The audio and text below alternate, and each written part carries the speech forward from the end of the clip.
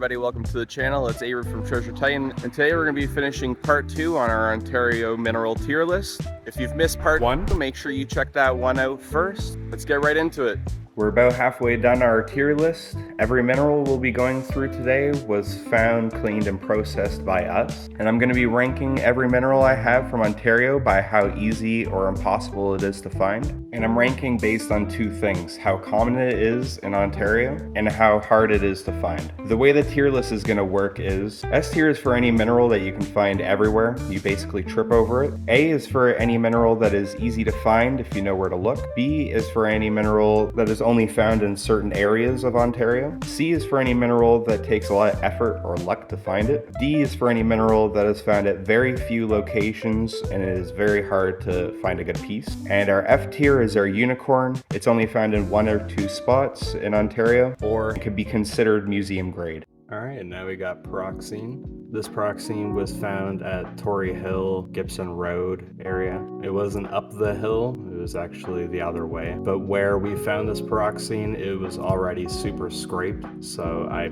don't know how it is these days. Haven't been there for a few years. I'm sure there's other locations. I would put this in the B tier. It's only in certain areas, but I'm sure they're out there. Alright, now we got Smoky Fluorite. This was also found in the Schicklers Occurrence. I'd say it's just a little bit rarer than the purple, just because out of everything that I found, this is basically all that I have, besides a few bigger pieces that didn't fit. I'd also put this in the D tier, just a step above the purple. I think that's where it should go. Alright, now we got Red Apatite. This Red Apatite is from the Schicklers Occurrence. It's definitely way harder than the Tory Hill Apatite. You can find like a mix variety, like some red with some green and then even some yellow. They have some really nice formations to them too, like they are very sharp when they're like a full crystal. Years ago when we would go, there was tons of it, but I went back a couple of years ago and the spots that I used to dig are completely scraped. So I mean, I'm sure there's still tons out there. It's just going to be a little harder to find these days.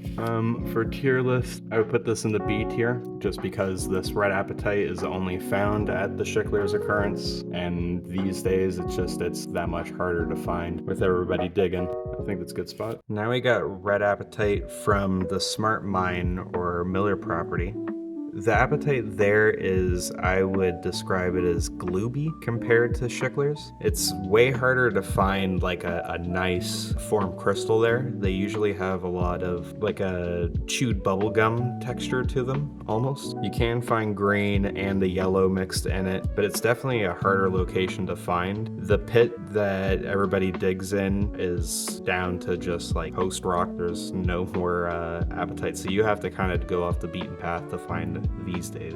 For Smart Mine Red Apatite, I would put this in the C tier, because if you're considering like a proper nice specimen, it definitely takes a lot of effort and a lot of luck.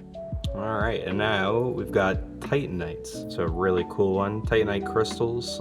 I know that they can be found at the Smart Mine and Tory Hill. Not too sure if you can really find them anywhere else, at least like full wedge wise. They're very rare and really cool. To get most of these, they were just chunked out of like the wall. You just kind of followed a vein and they just kept popping out, but it's about finding those veins. I would put this on the D tier. There's very few locations that you can find these, and to find pieces is super difficult, and then to find like a full cleave that has no imperfections, that's a whole other game. All right, now we got Amazonite from the Miller property. This Amazonite is super blue, like barely any red going through it, and super difficult to find. When we found this, it was just in the ground and someone happened to just saw it a few pieces and left chips, and I picked them up. So I would put this Amazonite here at the Smart Mine. I would say that it is a D. It is very difficult to find blue like this in Ontario. I mean, anywhere you can find Amazonite, I'm sure it's got it, but at the Smart Mine, this is basically what it just looks like. So I think D tier is a good spot. All right, and for this piece, it is a complete mystery. I have no idea what it is. It could be Epidote or For like serpentine, it is super bluey green. We've also found some like lime green variations of it too, but they are all the same, like super gritty. Can't do anything with them. Very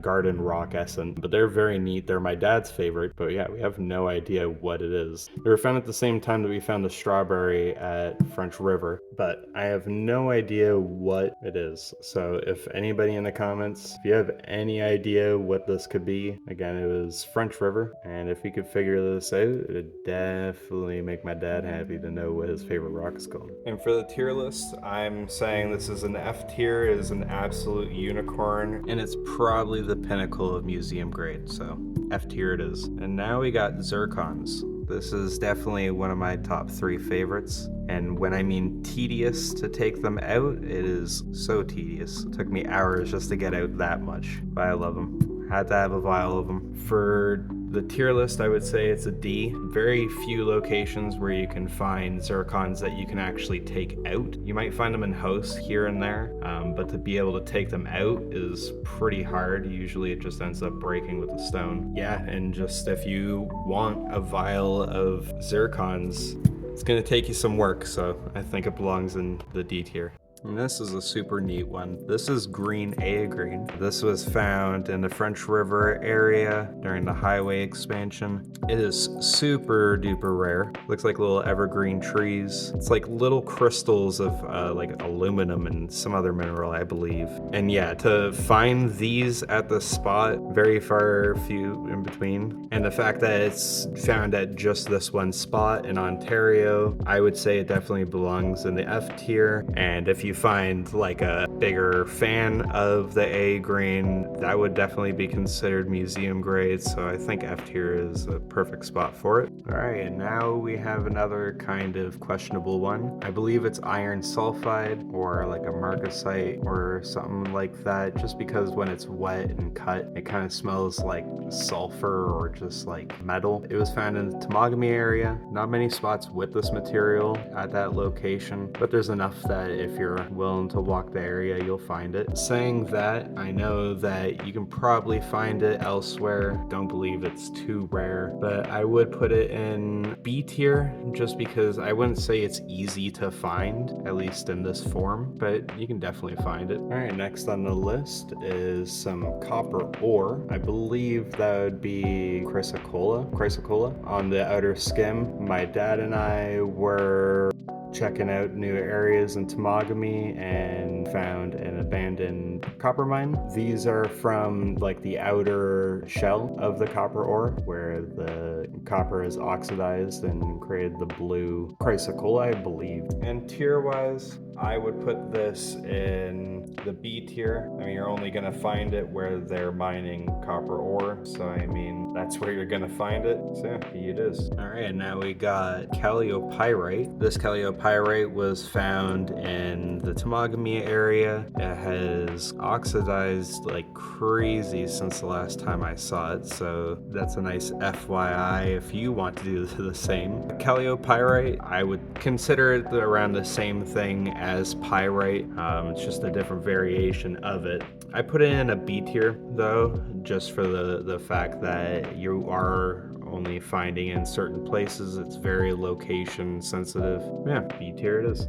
And next on the list, we have Epidote. Epidote you can find pretty much everywhere in different variations as well, mixed in with tons of different things. I mean, that's what Unikite is. I believe this specific Epidote was found in the Cobalt area, but tier-wise, I would consider this S tier. It's kind of everywhere. If you find a green rock, chances are that's it. Yeah, S tier it is. So next we have Chalcedony from the Temagami area as well. This stuff is really cool. It's super old, like the history of it is just very neat. It's all like old blue-green algae, I believe, like ancient algae that makes it this way. I don't have chips of it just because it's so hard, and you would kind of have to like purposely make chips to make it fit in the vial properly. Tier wise, I would put this Chalcedony in the B tier. I've only found Chalcedony like this at this one location. You can find Chalcedony pretty much everywhere, but just this Chalcedony itself, just the, like I said, the history that it has and everything, and location wise, B tier is a good spot for it. And next on the list, I've got Banded Iron Formation, or BIF. It's a red jasper and hematite and magnetite mix. It's a super neat material. You can find it with the bands going just straight with a curve, kind of like the Genesis stone found in Wyoming. Super neat pieces. Again, it has like the same type of history as the Chalcedony. Tier wise, I put this in the B. This BIF itself is just super neat. You rarely find BIF that looks like this, like in the water, and if you do, it's very small. So quantity wise and what you can get, I would put it in the B tier. All right, now we got Rhodonite. This material was found in the Cobalt area. If you know where to look in the Cobalt area, you'll find some nice pieces. They are getting very far few in between these days. It is a softer stone, probably one of the softest that I have, and I do have fractures, so getting a nice piece to work with is a little difficult, and a lot of the color is hidden underneath the rock. So if you're going to Cobalt, I would definitely bring a spray bottle just to get that vibrance out. I would put this in the C tier. It does take a lot of effort to find nice pieces. You might have to break a few stones to check, because you might think that it's not rhodonite. It might look white from the outside, and then you break it open and the inside of it is pure like fuchsia pink. A little difficult in that, and takes a little bit of luck. Yeah. C tier it is. So this is yellow cancrinite. This was found in the French River area during the highway expansion. This stuff is super uber rare. You rarely see this online or being sold. And when we found the cancrinite, it was kind of like one shelf and then done. Like, it's not only rare, but if you do by chance hit a pocket, it is not going on for very long. It's a sodium base, so it is like super soft. For the most part, you would want to cure this stone just for how soft it is and for how rare the material is, so you're not losing so much. This is like one of the craziest things that we've ever found. And then, which is crazy how yellow that is, right?